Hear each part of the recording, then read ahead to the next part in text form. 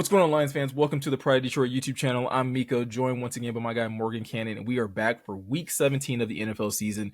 And we are once again doing our Scout the Opponent video, where we are going to be taking a look at the Lions' opponent for this week, breaking down what we think the Lions are going to need to do in order to get another win this season as they try to firmly lock up that number one seed in the NFC as they continue to march towards the playoffs.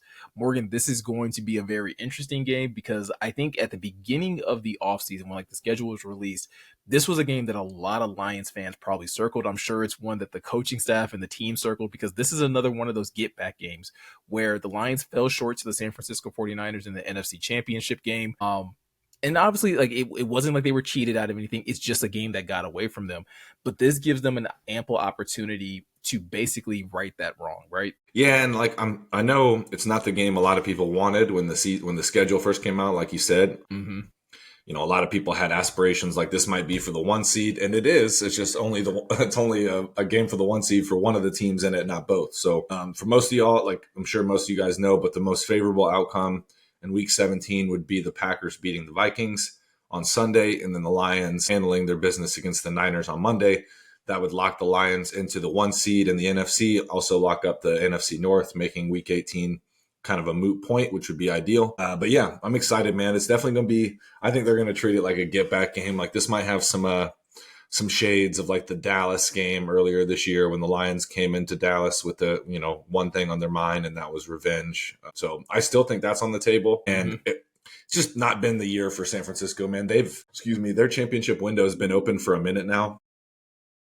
Mm-hmm. They played in how many NFC championship games? I think 4, dating back to that first one of this little, run that they've had. But yeah, they not as bad as the Lions, but man, they've been snake bitten by the injury bug pretty badly themselves. But with that said, like Dan Campbell's talked about, they still do have dudes all over their roster, really. So it's not going to be an easy task by any means. No, not at all. And I would agree. I think they have been just as maybe not as bad, but equally about in terms of how they've been impacted by injuries this offseason or this entire season. But I think that's the tale of two different tapes when you look at how some teams handle injuries versus how others. We've talked about this all the time when it comes down to the Lions going into games, and whether it's our team, not having players, or another team missing some of their key pieces. Everybody's going through it. It's all about how do you respond and how do you play through those things. And the Lions have just done it better than San Francisco this year. There's no dancing around it. Yes, the 49ers haven't had Christian McCaffrey for much of the season. They didn't have Drake Greenlaw. They didn't, they haven't had Brandon Ayuk and things of that nature. But the Lions haven't had Aiden Hutchinson since Week 6. They lost, Barnes in Week 3 or 4. Early. And then you go down the list. And so while I think a lot of San Francisco's injuries have been on the offensive side, Detroit has had to deal with a lot of them on the defensive side. And like I said, it's just been how these teams have handled it. Detroit has been able to subsidize that with, again, great elevations from the practice squad, going out and getting some talent off of the free agency market, and a number of guys stepping up defensively to kind of have them in this position where they're able to contend and still currently have the lead for the NFC number one spot. San Francisco was the other end, right? They lost a number of offensive players, and whether it's, I don't think there's any one player you can blame, but it's just things just weren't able to really kind of right themselves on the offensive end. And it's really just because it's tough sometimes to replace those types of star players. I mean, yeah, man, they've been missing Trent Williams, who is one of the best tackles in football right under Panay, and for a while was the best tackle in football. If y'all are familiar with people around the NFL, that man does a lot in Kyle Shanahan's scheme. And Purdy's had his struggles. Debo's had a really down year, man.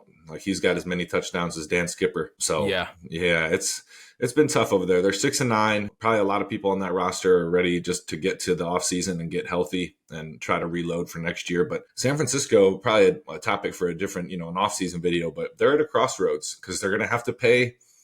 The time of having a cheap little rookie salary quarterback is likely over. That check, that bill has come due. So there might be some things kind of shifting here pretty soon. They do have, we're going to focus on their defense today. For the video, you guys are familiar with the offense. Like Miko said, though, McCaffrey's been out, Trent Williams, it's tough to replace those kinds of players. That's just ask the Lions, like we said. But yeah, we're focusing on the defense, and they're missing pieces there too. Fred Warner's still up, but he's been playing through an ankle, I want to say. Niners fans, correct me in the comments. Dre Greenlaw, who in my opinion That's love Fred Warner, love Charvarius Ward, but love Bosa's games on the field. Other things I don't know, but yeah, they got pieces. But Dre Greenlaw is the one that really makes it go, man. If you talk to people around that team, he tried coming back. If y'all remember, he tore his Achilles. That was in the Super Bowl, wasn't it? Yeah. So he tore his Achilles in this. No, I think that was against us. Was it us? Shoot, I can't honestly remember. Tore his Achilles in the playoffs. Rehab like crazy. Came back. But it looks like he's dealing. I think they're shutting him. They are shutting him down. We confirmed that before we hopped on. So that's a big miss. And really, they're just not playing all that tough on the interior, and it shows up on tape. Yeah, and the tape that we're going to look at is their game against Miami that they played last week. Again, losing to the Miami Dolphins. I believe it was like 28-17 or 29-17. And the reason I wanted to really focus on this game specifically, Morgan, Miami had played a game the week before this. I believe it was against actually, I cannot remember who they played against, but they only put up like 12 points all game. And so they had a really, really tough offensive outing. Texans. So going into, there it is, Texas. Pull it up. So looking at them going against, a defense like the Niners that was starting to get healthy and was actually starting to play really good football, I think most people would have expected Miami to go into that game and struggle quite a bit. And that was definitely not the case. And if you're a Lions fan, the things that we're going to talk about right now, should be easy to see. Again, the Lions may not use some of the same formations, but they have players that have very similar skill sets as Miami. And I am of the belief that this could be a very, very big game for the likes of Jahmyr Gibbs and possibly even Jameson Williams, which is saying a lot because both of those guys are already coming off of really good performances last week against the Bears. Yeah, if you look at this, just the raw box score data, the Dolphins racked up 166 yards on the ground against the Niners. And when you watch that all 22 back, you see why. They're kind of getting, and the Dolphins offensive line has not played especially well this year. So to see them handle guys, I was like, oh man, it's getting kind of brutal. And then that puts more stress on the back end, like the guys like Fred Warner and Greenlaw when he's healthy. So it's a trickle down effect, man. And that's been during the Robert Saleh years, when San Francisco was usually the best defense in football. Yeah. Year in and year out for this last 4 or 5 years, however you want to phrase it. One of their hallmarks, very similar to the Lions, is stopping the run, man, and that's just not happening this year. And their record reflects it, being 6-9. Absolutely. So let's go ahead and get into the first play here. And I started, Morgan, the first 3 plays that we're going to look at actually happened one after another. And it's almost like Miami found something that worked, and they were like, let's just see how often we can spam this to see if the 49ers are going to make any kind of adjustments. And so the first 2 plays are fairly similar. They're different, but they're out of similar formations. And they both work really, really well. Go ahead and run this. So the Dolphins kind of have both of their running backs in the backfield. They have A-Chain. Gosh, I'm going to mess up his name. A-Chain and Mostert in the back end. And it's just a simple little screen pass out to A-Chain. And he pretty much does the rest. He's kind of their speedster. He kind of does their big threat type of player for them. Yeah, A-Chain's awesome. And they do a good job, McDaniel does, of scheming this up. So they have the tight end in line with the left tackle there, but the split's nice and wide.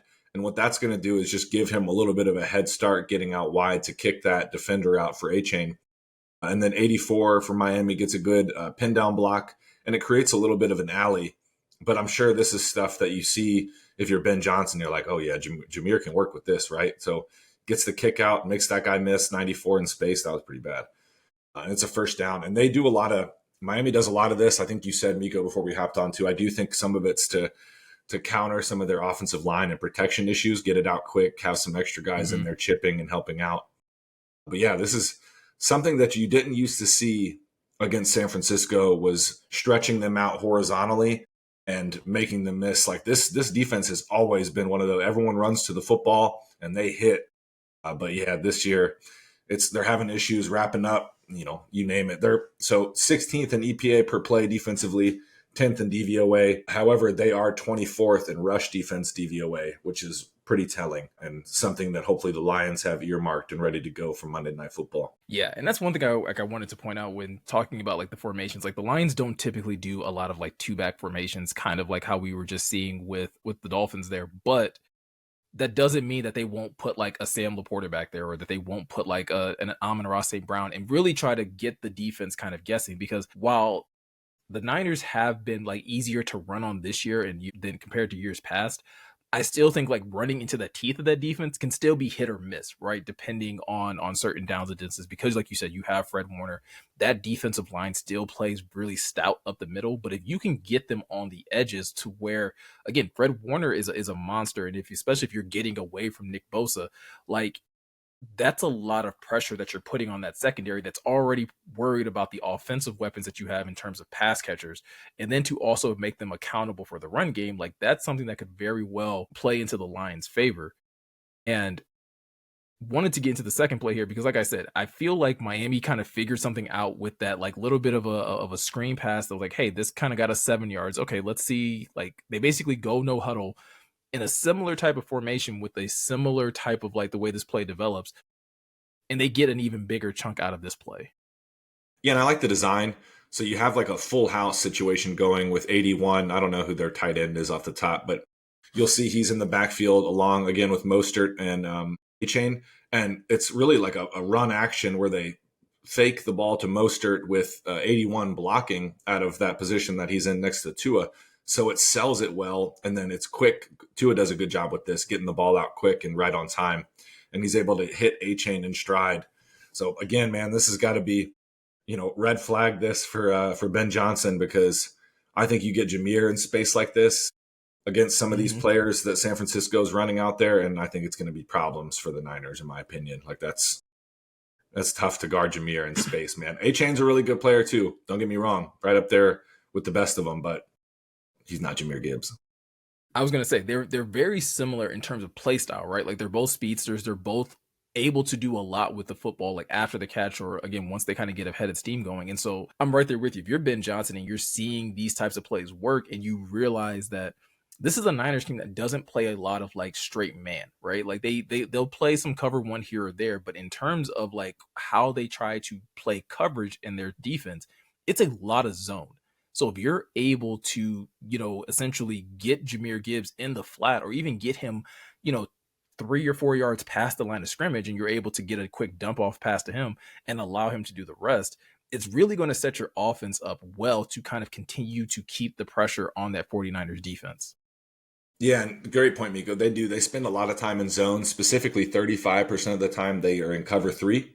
And so if you guys aren't familiar with cover three, you're basically dividing the deep portion of the field into thirds. Okay. So, but there's lots of ways to exploit cover three, man, especially with the Lions now so ingratiated into the system, right? Like, I'm sure Goff is like, please play all zone against me, because I'm just going to.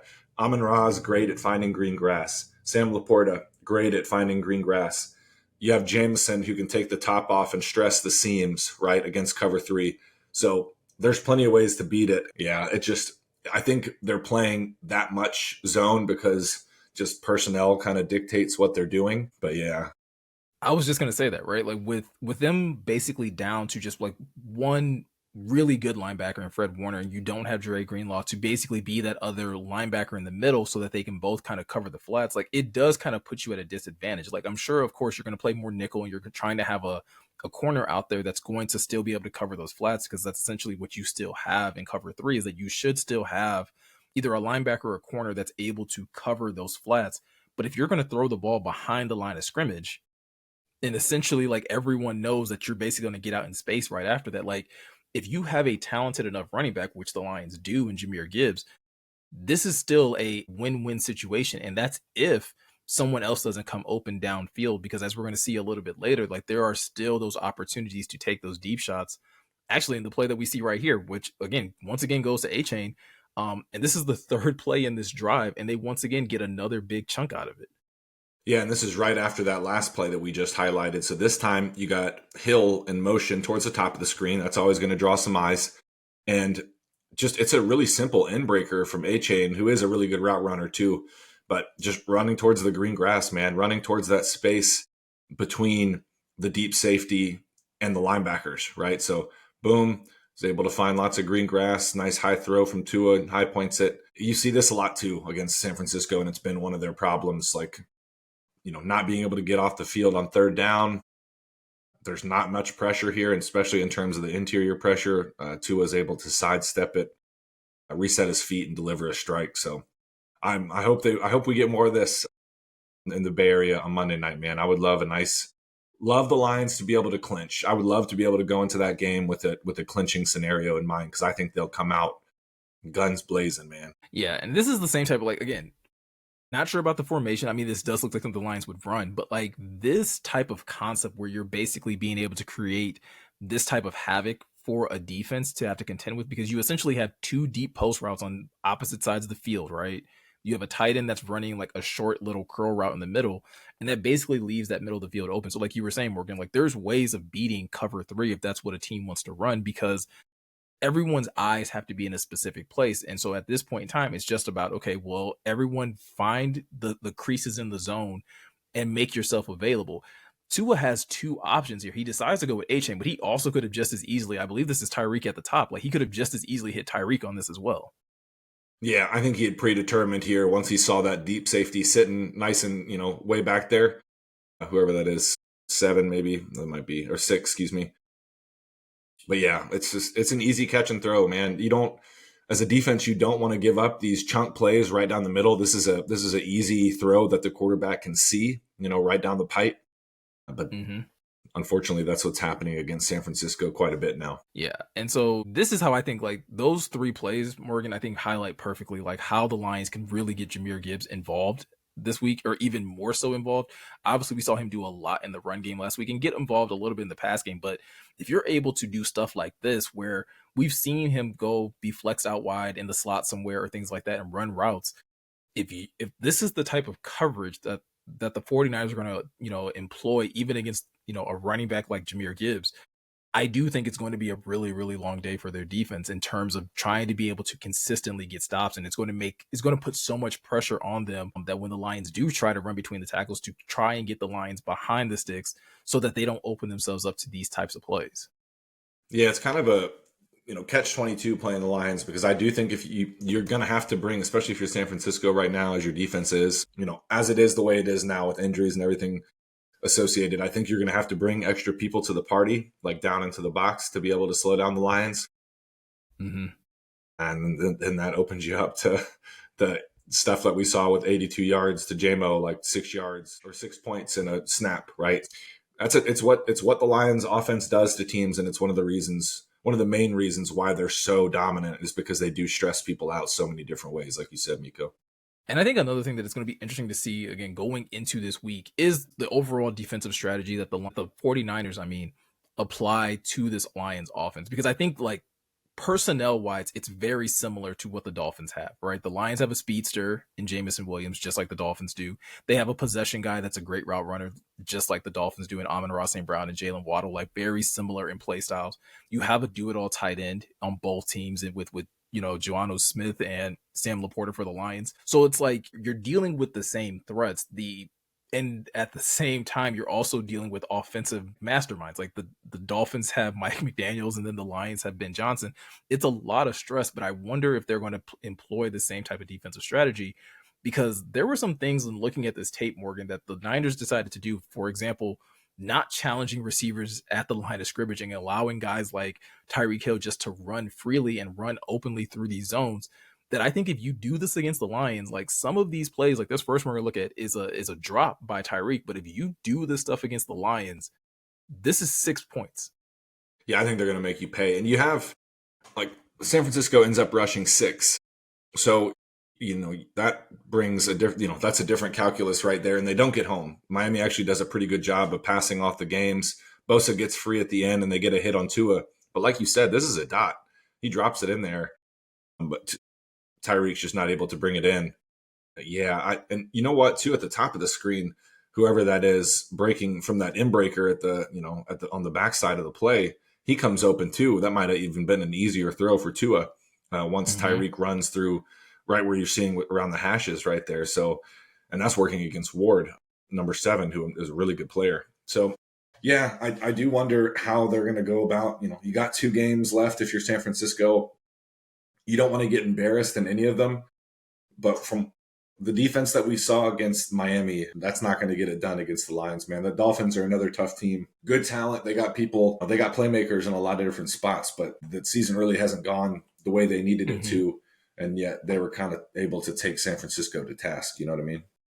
Yeah, and I think in this next play that we're going to look at, like they're a team that very similar to what Ben Johnson does again, or at least what we've heard Ben Johnson does, where like he'll see something playing out on the field, and it's like if that's working, and Pick at he's it. realizing that you're not making adjustments to it, like I'll just call it again, and that's essentially what Miami does again when they call a very similar type of deep post, where it's like, okay, you're not going to challenge like one of the fastest guys in the NFL on a post route, and you're not really going to, have deep enough coverage. Well, then I'm just going to run this play again, and my quarterback's going to hit him. Yeah, and I think it's tough against Hill and like players like Jamison too, because you want to challenge them at the line of scrimmage, but then if you miss that jam and they're able to get a step on you, it's pretty much over. You're not going to catch them, especially if it's Hill or Jamison or someone of that speed.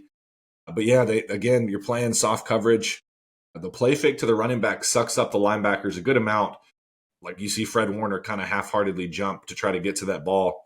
He doesn't really have a chance. And that's a product of the run game working, right? Like Yeah. he's like, oh shoot, I got to get downhill. It didn't, he pulls it back, is able to deliver a strike to Hill. But it's easy, Miko, right? It's not outside the numbers like you talked about. It's another inbreaker, not challenging. When he catches the ball, there's like a defender 3 or 4 yards away. So yeah, a tough look for a once mighty defense from San Francisco, man. But I'm not mad about it. You know what? They had their time. Time to move aside. Okay. I think so. No, I think that's a really good way of looking at it, because I think what you're seeing right now with San Francisco's defense, like they still have a lot of the same big names and a lot of the same guys. Like, yes, they're missing Dre Greenlaw, but they still have Nick Bosa, they still have Fred Warner, they still have Hufanga, the safety that's over there. Yep. They still Fungus have nice. a lot of they have Tarvarius some Ward. really Yeah. They got the safety out of Wake Forest this offseason. Dude's a monster, right? Like they've got really good players in this defense, but yet it seems like they're not all like in sync right now. And I don't know if that's a byproduct of just the season not going the way that they wanted to and too many players trying to overcompensate.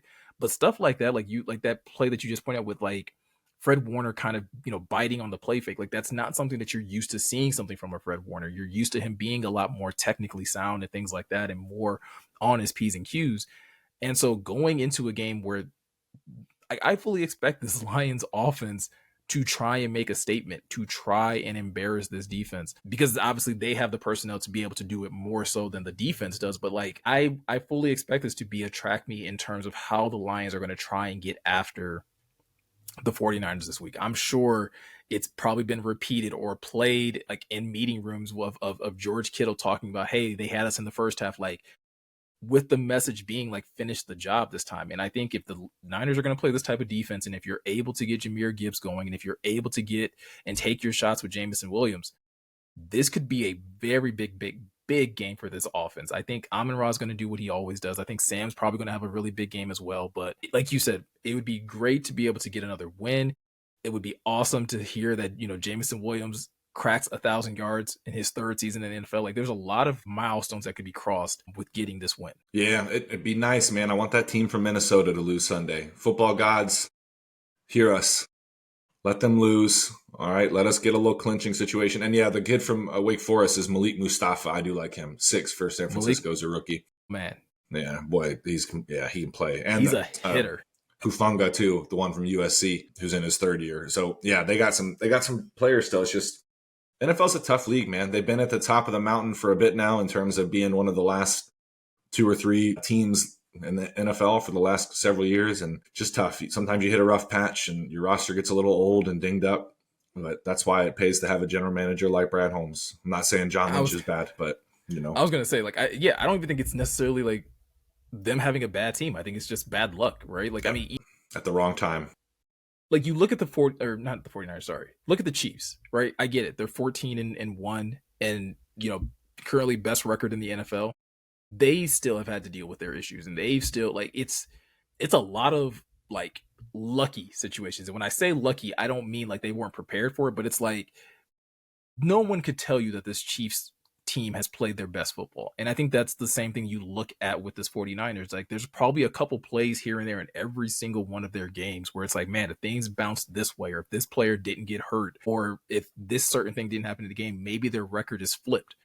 But that's just the nature of the NFL. And hopefully the Lions can go into San Francisco this weekend, or not this weekend, on Monday, and continue to plague this team and give them another loss as they continue to march towards the playoffs.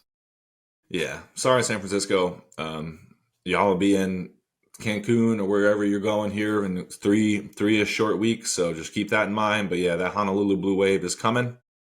Get ready. That's all I got to say. Absolutely. So that's pretty much going to do it for us, guys. If you are looking for more Lions content, all you have to do is head over to prideofdetroit.com. New articles are being written all the time. There's a new article actually up about Jameson Williams that if you haven't had a chance to check out, I highly suggest you do so.